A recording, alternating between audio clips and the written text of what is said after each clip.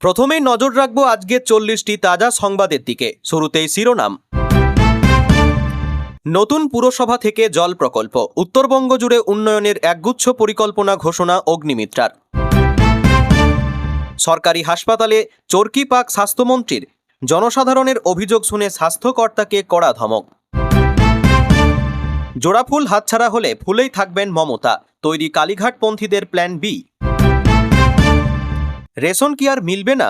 জনতার টেনশনের মাঝে গণবন্টন নিয়ে মুখ খুললেন খাদ্যমন্ত্রী। রাস্তা কারো নিজের সম্পত্তি না, 1 সেপ্টেম্বর থেকে ইটবালি রাখলেই জরিমানা, জানালেন পুরমন্ত্রী অগ্নিমিত্রা। নাম বদল করলে কি মমতা বন্দ্যোপাধ্যায়কে মানুষের মন থেকে মোছা যাবে? নতুন সরকারকে আক্রমণ কুণাল ঘোষের। আমাদের বহু নেতা মধুতে আসক্ত, বললেন দিলীপ, কাদের বিঁধলেন। টুলুর ম্যানেজারের বাড়িতে রহস্যময় লাল ট্রলি, মঙ্গলকোটে ইফাজুলের বাড়িতে আর কি পেল পুলিশ। দেশের প্রথম ডিজিটাল জনগণনা অনলাইনে, এই 33টি প্রশ্নে দিতে হবে উত্তর। সরকারে আসা 2 মাসের মধ্যেই বিজেপিতে তোলাবাজির ভাইরাস, শ্রমিক দিলীপের মন্তব্য টেনে কুণাল ঘোষের কটাক্ষ। পুরো করে ওয়েভার স্কিম, 100% ছাড়ের সুযোগ, চলছে ভাবনা চিন্তা। হকার বাড়ছে নিউ টাউনে, সমাধানে নতুন টাউন ভেন্ডিং কমিটি। কেলেঘাই নদীতে জল বাড়ছে, ভগবানপুর এলাকা পরিদর্শনে সেচ মন্ত্রী। 800 কোটি টাকা ব্যয় করে বারুইপুরে দ্বিতীয় IACS ক্যাম্পাস, দ্বিগুণ হবে গবেষকদের সুযোগ। বেড়েছে জিএসটি কালেকশন, বাংলাকে 7,866 কোটি পাঠালো কেন্দ্র। দুর্গাপুজোতেও চলবে দীঘার স্পেশাল ট্রেন, যাত্রীদের স্বস্তি বাড়িয়ে বড় ঘোষণা রেলের। আবার আন্দোলন, বুধে দীপকের বাড়িতে বৈঠকে সিজেপি, ঘোষণা হবে পরবর্তী কর্মসূচি। শীঘ্রই শুরু হবে সমীক্ষার কাজ, হকার সমস্যা সমাধানে স্টেট মনিটরিং কমিটি গড়ার পরিকল্পনা নবান্নর। রোগী নিয়ে আর দৌড়ঝাঁপ নয়, মোবাইল অ্যাপেই বাড়িতে পৌঁছবে অ্যাম্বুলেন্স। 4 মাসে ঘুঁচল 50 বছরের অপ্রাপ্তি, বিধায়ক রুদ্রনীলের উদ্যোগে রাস্তা ঢালাই হওয়ার বঞ্চিত ওয়ার্ডে। অসমে বন্যা দুর্গতদের জন্য 21 কোটি অনুদান রিলায়েন্সের, নীতা আম্বানিকে ধন্যবাদ মুখ্যমন্ত্রী হিমন্তর। অপমানিত হলেও আবার তসলিমার ডাকে যাব, রবীন্দ্র সদনের ঘটনায় প্রতিক্রিয়া জয় গোস্বামীর। টুলুকাণ্ডের পরেই তৎপর প্রশাসন, বীরভূমের 8টি পাথর খাদান বন্ধের নোটিশ। ঝাড়খণ্ড থেকে কোটি কোটি টাকার টিকিট আসত আসানসোলে, ফাঁস বড়সড় জাল লটারি চক্র, গ্রেপ্তার 1। সবজির দাম আকাশ ছোঁয়া, ছুটির দিনে কলকাতা সহ জেলার বাজারগুলিতে অভিযান ইডি পুলিশের। প্রশ্ন ফাঁসের অভিযোগ স্কুলে, হারোয়ায় স্থগিত পরীক্ষায়। জেনজির মন পেতে দল, সরকারও নবীন ভাবনা, বাংলা সহ দেশে সংগঠন বাড়াতে চায় এবিভিপি। বিবাহ বার্ষিকীতে নিমন্ত্রণ পেয়েও না আসায় জরিমানার ফতোয়া, চুঁচুড়ার পোস্টার ঘিরে বিতর্ক। কোনো ছাড় নেই, বহুতল নির্মাণে স্টপ ওয়ার্ক বহাল রাখল কলকাতা পুরসভা। এবার কয়লা চুরি রুখে দেবে আমজনতাই, খনি এলাকায় অভিনব ঘোষণায় ইসিএলের। আন্তর্জাতিক মঞ্চে রূপো, অর্থ সংকটে কমনওয়েলথ চ্যাম্পিয়নশিপে যাওয়া অনিশ্চিত অনামিকার। কমিক্সের অক্সারে বাঙালি, আইসোনার এবং হার্ভের দৌড়ে যাদবপুরে প্রাক্তনী চারবাগ দীপ্ত। প্রসেনজিতের অভিমানে অশোকনগরের খুদে তারকা আয়ুষের সুরের জাদু। স্কুলের 50 মিটারের মধ্যে মিলবে না চিপস, কোল্ড ড্রিঙ্কস, বাচ্চাদের সুস্থ রাখতে বড় পদক্ষেপ সরকারের। মোদির নামে ট্রেড ইউনিয়ন, ভুয়ো বিল বানিয়ে তোলাবাজিতে কাঠগড়ায় হাওড়ার তৃণমূল নেতা। 60,000 টাকার বেতনে কিভাবে আমেরিকায় পড়াশোনার খরচ জোগাতেন দীপকের বাবা, তদন্তের দাবি আরটিআই কর্মীর। রাম মন্দিরের দানে এবার বজ্র আঁটুনি, 360 ডিগ্রি ক্যামেরা থেকে SBI এর সিল, নতুন ব্যবস্থা ট্রাস্টের। স্ট্রং রুম থেকে সার্ভার রুম, 24 ঘন্টার নজরদারি, প্রশ্ন ফাঁস ঠেকাতে 7.5 কোটি খরচ করবে NTA। দেশকে এতই ভালোবাসলে দুবাইয়ে থাকেন কেন? মোদি ভক্ত মানব নদের তুলনা রাজ ঠাকুরের। কলেজিয়ামে বেনিয়ম বিচারপতির নিয়োগ নিয়ে বড়সড় প্রশ্ন তুললেন সুপ্রিম কোর্টের বিচারপতি। প্রিয় দর্শক, এবার আসছি বিস্তারিত খবরে।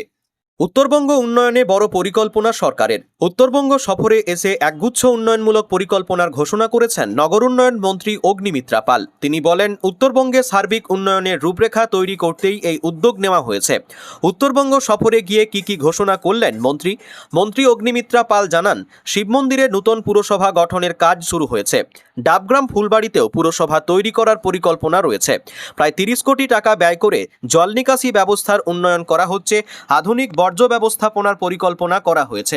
এছাড়াও উন্নত বাস স্টপ তৈরি করা হবে বলেও জানা গিয়েছে, যেখানে ডিজিটাল ডিসপ্লেতে বাসের সময়সূচি, মোবাইল চার্জিং ব্যবস্থা, বসার জায়গা থেকে হ্যাঙ্গিং গার্ভেন এর ব্যবস্থাও থাকছে। জল প্রকল্পের ঘোষণা মন্ত্রীর। জলপাইগুড়িতে জল প্রকল্পের ঘোষণা করা হয়েছে, যার আওতায় 5টি গ্রাম পঞ্চায়েত এলাকার সরবরাহ করা হবে পানীয় জল। উত্তরবঙ্গের অন্যতম পর্যটন এলাকা মিরিক লেক এবং সংলগ্ন এলাকার সৌন্দর্যায়নের কাজ করা হবে। দার্জিলিং, কার্শিয়াং, কালিম্পং, মিরিক, শিলিগুড়িতে ট্রাফিক, পানীয় জল এবং নিকাশি ব্যবস্থার উন্নয়নে জোর দেওয়া হবে বলে ঘোষণা করা হয়েছে। সবুজায়নে নজর উত্তরবঙ্গে। দার্জিলিংয়ে সিঞ্চল লেকের কাজও প্রায় শেষের পথে। এই প্রকল্পের কাজ সম্পূর্ণ হলে পানীয় জলের সমস্যার অনেকটাই সমাধান হবে।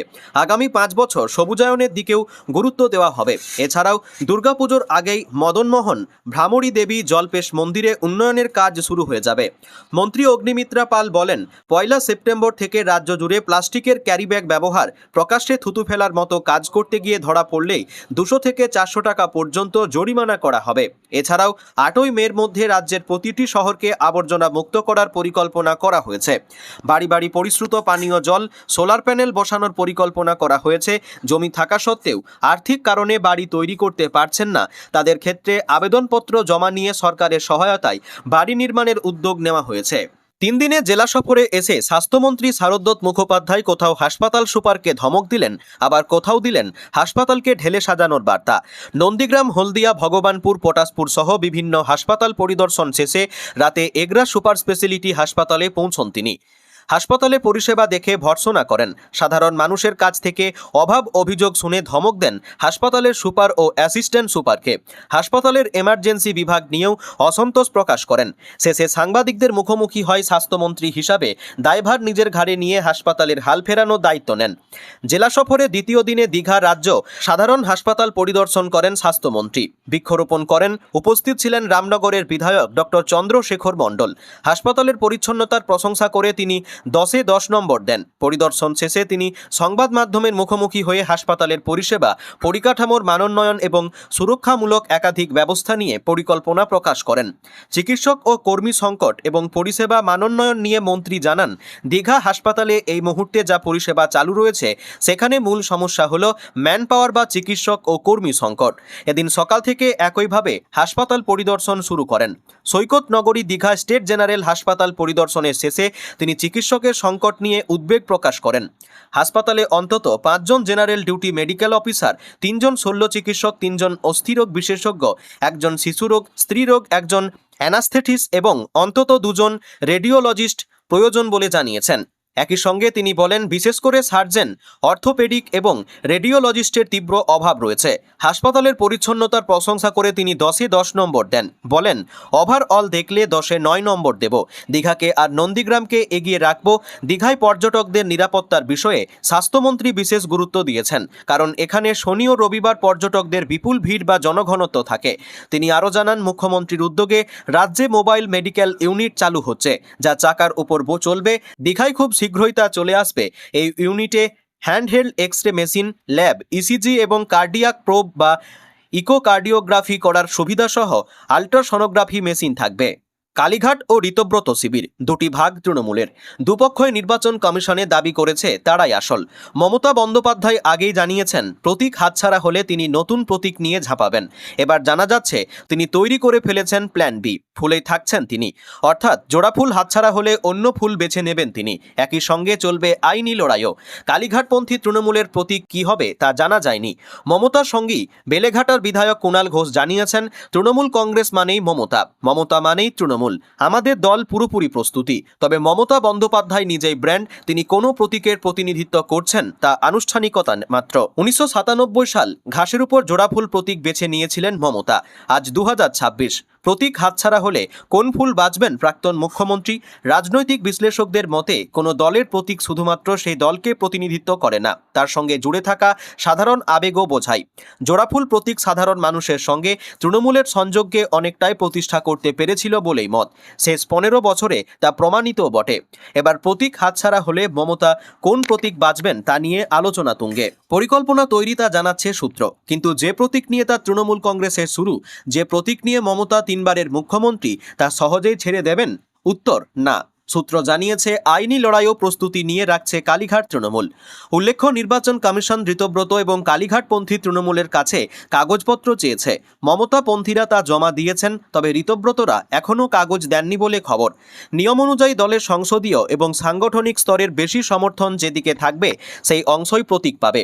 প্রতীক নিয়ে মমতার দীর্ঘদিনের সঙ্গী বর্চিয়ান সাংসদ সৌগত রায় জানান, প্রতীকের ব্যাপারে আমাদের 7 দিনের সময় দেওয়া হয়েছিল। ওদের 3 বার সময় দেওয়া হলো। মমতা বন্দ্যোপাধ্যায় সঠিকভাবে চিঠি লিখেছেন। সঠিক কাজ করতে হলে কমিশনেরও তাড়াতাড়ি সিদ্ধান্ত নেওয়া উচিত। ঘাসফুল প্রতীক হাতছাড়া হলে কি করবেন প্রশ্নে তিনি জানান, মমতা বন্দ্যোপাধ্যায় সবকিছুতেই তৈরি থাকেন, এটা নিয়েও সিদ্ধান্ত নেবেন। দুচাকার গাড়ি এমনকি ফ্রিজ থাকলেও বন্ধ হয়ে যাবে রেশন। সোশ্যাল মিডিয়া এ নিয়ে জোর গুঞ্জন, নেটিজেনদের টেনশন। এ নিয়ে আলোচনাকে স্রেফ ভাঁওতাবাজি ও গুজব বলে জানালেন রাজ্যের খাদ্য ও সরবরাহ বিভাগের মন্ত্রী অশোক কীর্তনিয়া। আচমকা তিনি জঙ্গলমহল পুরুলিয়ায় সারপ্রাইজ ভিজিট করেন। সেখানে জানান, কারা গণবন্টনের সুবিধা পাবেন সে বিষয়টি এখনও চূড়ান্ত হয়নি। খুব শীঘ্রই দপ্তর একটি SOP বার করবে। যেসব কথা বলা হচ্ছে তা ভাঁওতাবাজি, গুজব, সেই সঙ্গে সরকারকে বদনাম করার চেষ্টা। তবে যারা সরকারি পদে চাকরি করেন তাদের প্রতি খাদ্যমন্ত্রীর আহ্বান, যেমনভাবে অবস্থাপন্ন মানুষজন গ্যাসের ভর্তুকি দিয়ে থেকে বেরিয়ে গিয়েছেন, তেমনি সরকারি চাকরি করেন এমন মানুষজনকে দেশ, রাজ্য ও উন্নয়নের স্বার্থে রেশন ব্যবস্থা থেকে বেরিয়ে আসতে হবে। এদিন আচমকা পরিদর্শনে পুরুলিয়া শহরে পুরুলিয়া 1 ব্লকের জন্য খাদ্য পরিবেশক PD ঝুনঝুনওয়ালা MR ডিস্ট্রিবিউটরের কাছে গিয়ে রেশনের চাল নিয়ে অসন্তোষ প্রকাশ করেন খাদ্যমন্ত্রী। সেই চালের নমুনা সংগ্রহ করে তার মান পরীক্ষা বা কোয়ালিটি টেস্টের জন্য পাঠান। যতদিন না রিপোর্ট আসবে ওই চাল সরবরাহ না করার নির্দেশ দিয়েছেন খাদ্যমন্ত্রী। বিগত সরকারের আমলে ধানের প্রক্রিয়াকরণ যারা অ্যাকাউন্ট ভাড়া দিয়েছিলেন তারাও আইনের আওতায় আসবেন বলে এদিন সাফ জানিয়ে দেন তিনি। ইতিমধ্যে উত্তর 24 পরগনা ও বর্ধমানের খাদ্যশস্যের মান কেমন তা ঘুরে দেখার পর তিনি পুরুলিয়া আসেন। শুধু পরিবেশক বা রেশন ডিলারের কাছে গিয়ে রেশনে চাল গমের গুণগত মান নয়, কুর্মী এবং আদিবাসী অধ্যুষিত গ্রামগুলিতে একেবারে ঘরে ঘরে গিয়ে চাল ও গমের নমুনা দেখেন। তাঁরাই খাদ্যমন্ত্রীকে জানান, চাল ও গমের মান ভীষণই ভালো।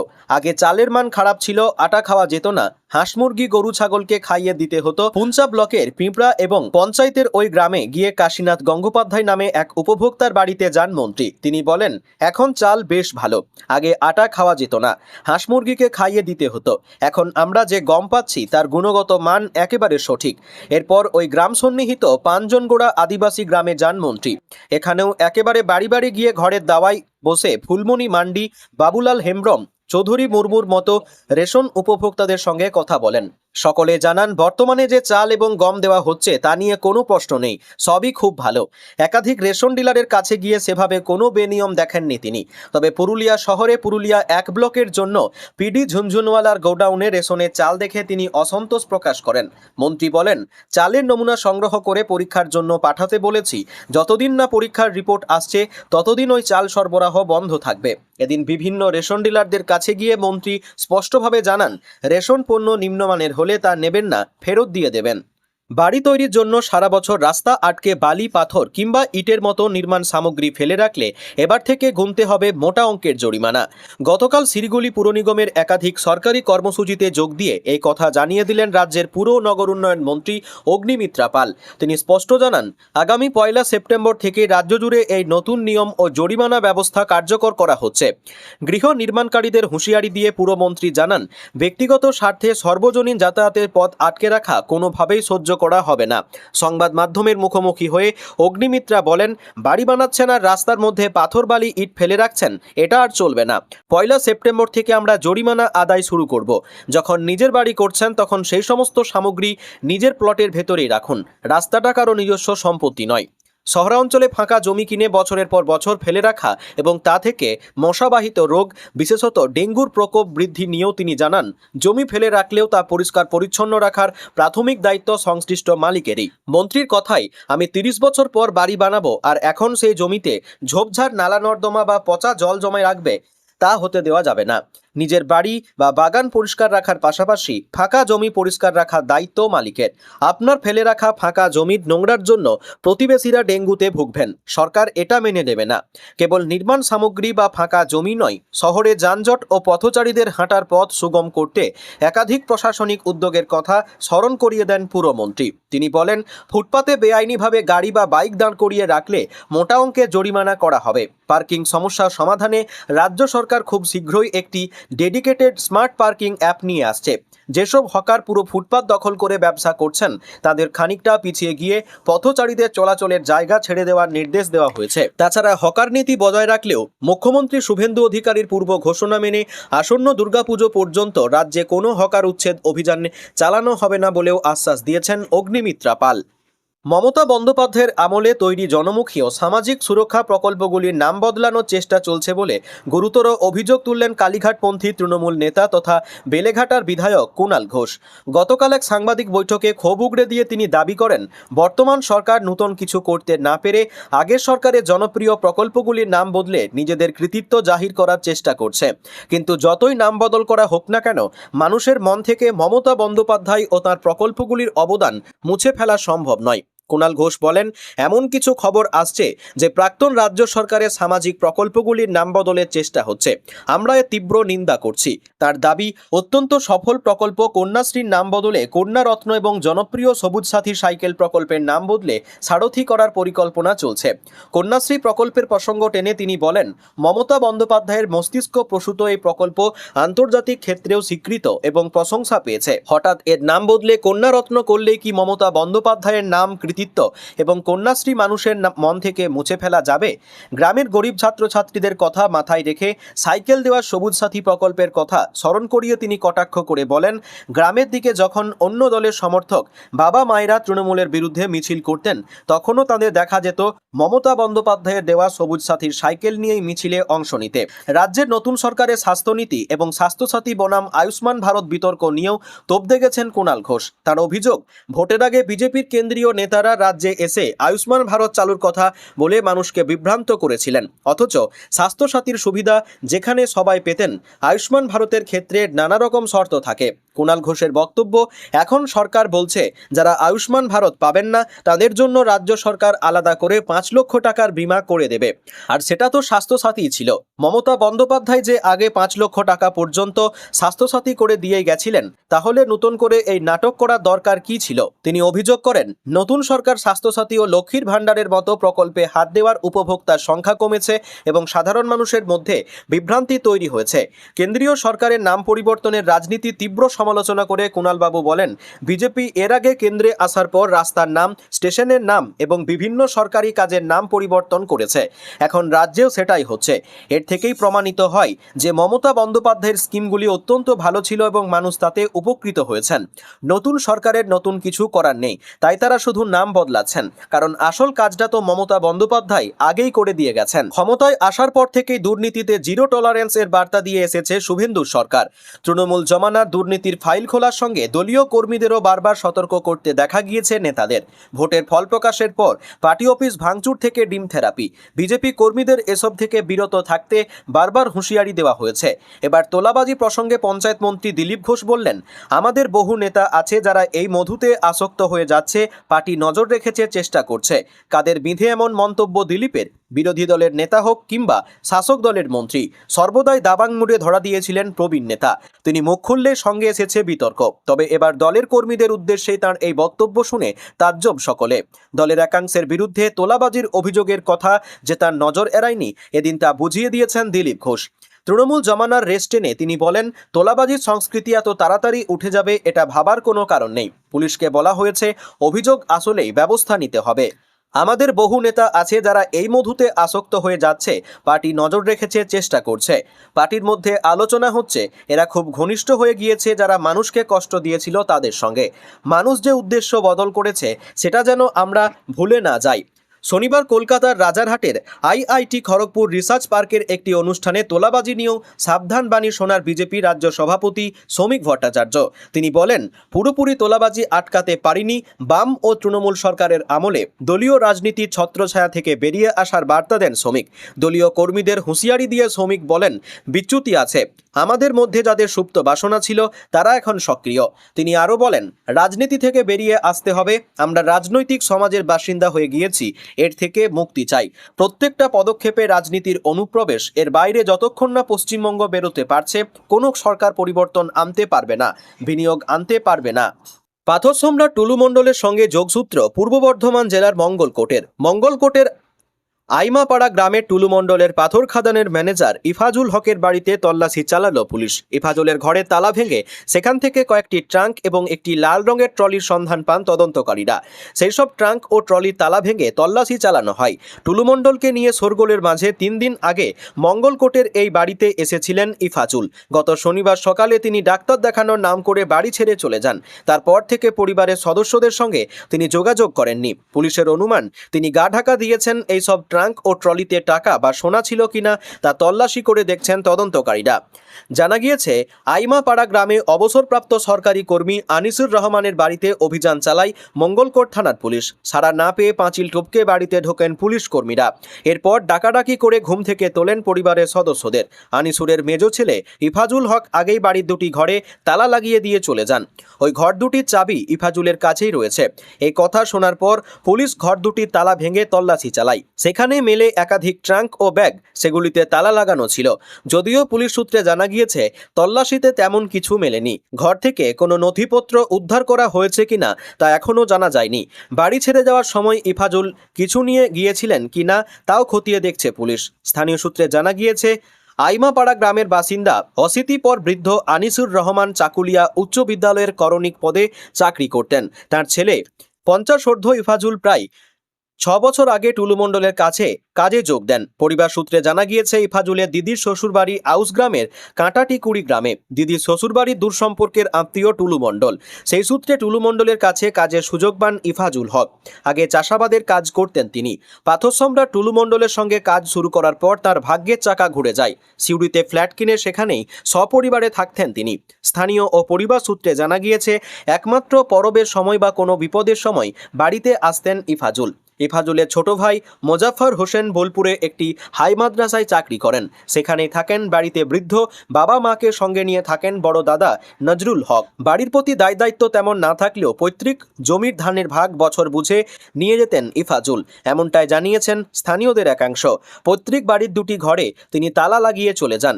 বাবা আনিসুর রহমান জানিয়েছেন, 3 দিন আগে বাড়িতে এসেছিলেন ইফাজুল। শনিবার ভোরে ডাক্তার দেখানোর নাম করে বাড়ি থেকে চলে যান। তারপর আর যোগাযোগ হয়নি। টুলু মণ্ডল কাণ্ডে ছেলের নাম জড়ানোই এবং বাড়িতে তল্লাশির ঘটনায় ভেঙে পড়েছেন বৃদ্ধ আনিসুর রহমান। তিনি বলেন, এ যাবৎ সম্মানের সঙ্গে সমাজে বসবাস করেছি, কখনো কোনো অপরাধমূলক কাজ করিনি। আমার শেষ বয়সে বাড়িতে পুলিশের রেড দেখতে হলো, এটা দুর্ভাগ্যের। দেশজুড়ে শুরু হয়ে গেল জনগণনা। এই প্রথম জনগণনায় রয়েছে সেলফ এনুমারেশন সুযোগ। মুখ্যমন্ত্রী শুভেন্দু অধিকারী সেলফ এনুমারেশন করে সূচনা করেন। তিনি বলেন, এবারে জনগণনা সম্পূর্ণ ডিজিটাল। মোট 33টি প্রশ্নের উত্তর দিতে হচ্ছে বলে জানা যাচ্ছে। দীর্ঘ 15 বছর পর ফের জনগণনা হচ্ছে ভারতে। দেশের ইতিহাসে এটি প্রথম ডিজিটাল জনগণনা। প্রায় 30 লক্ষ জনগণনা কর্মী অ্যান্ড্রয়েড এবং মোবাইল অ্যাপ দিয়ে বাড়ি বাড়ি গিয়ে তথ্য সংগ্রহ করবেন। জানা যাচ্ছে, প্রথম পর্যায়ে বাড়ি বাড়ি গিয়ে সেলফ এনুমারেশন মাধ্যমে তথ্য নেওয়া হবে। 2027 সালের ফেব্রুয়ারিতে শুরু হবে দ্বিতীয় পর্যায়।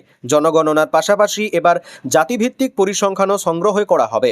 যে 33টি প্রশ্নের উত্তর জানতে চাওয়া হচ্ছে, সেগুলি কি কি?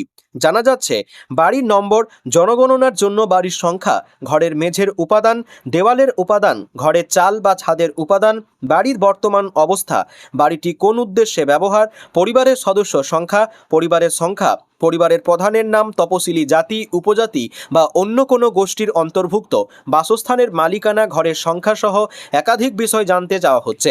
এছাড়াও যে প্রশ্নগুলি জিজ্ঞাসা করা হচ্ছে সেগুলি হলো, পানীয় জলের মূল উৎস, জলের উৎসের সহজলভ্যতা, আলো বা বিদ্যুতের প্রধান উৎস, শৌচাগারের সুবিধা আছে কিনা, শৌচাগারের ধরন, স্নানাগারের সুবিধা আছে কিনা, বর্জ্য নিষ্কাশন ব্যবস্থা, রান্নাঘরের সুবিধা, এলপিজি বা পিএনজি সংযোগের বিবরণ, রান্নায় ব্যবহৃত মূল জ্বালানি, television, radio, transistor, laptop, computer, internet, telephone, mobile phone, smartphone, cycle, scooter, motorcycle, moped, গাড়ি, জিপ, ভ্যান, পরিবারের মূল খাদ্যশস্য কী, মোবাইল নম্বর। চলতি বছরের জানুয়ারি মাসেই উল্লেখ্য 2027 সালের জাতীয় জনগণনার আনুষ্ঠানিক বিজ্ঞপ্তি জারি করা হয়েছিল। রাজ্যে নতুন সরকার গঠনে 2 মাস কাটতে না কাটতেই বিজেপির অন্দরে তোলাবাজি ও সিন্ডিকেট রাজের মতো সমস্যা মাথাচাড়া দিয়েছে বলে অভিযোগ করলেন কালীঘাটপন্থী তৃণমূল নেতা তথা বেলেঘাটার বিধায়ক কুণাল ঘোষ। গতকাল সাংবাদিকদের মুখোমুখি হয়ে তিনি দাবি করেন, বিরোধী দলের রাজ্য সভাপতি থেকে শুরু করে বর্ষিয়ান নেতারা নিজেই যখন দলের মধ্যে দুর্নীতির কথা স্বীকার করেছেন, তখন স্পষ্ট হয়ে যাচ্ছে যে নতুন সরকার আসলেও আদতে পরিস্থিতির কোনো বদল হয়নি। সাংবাদিকদের এক প্রশ্নের জবাবে কুণাল ঘোষ বলেন, শ্রমিক ভট্টাচার্যের পর দিলীপ ঘোষ বলেছেন যে তোলাবাজি এত সহজে যাবে না। এর আগে বিধায়ক জিতেন্দ্র তিওয়ারিও একই কথা বলেছেন।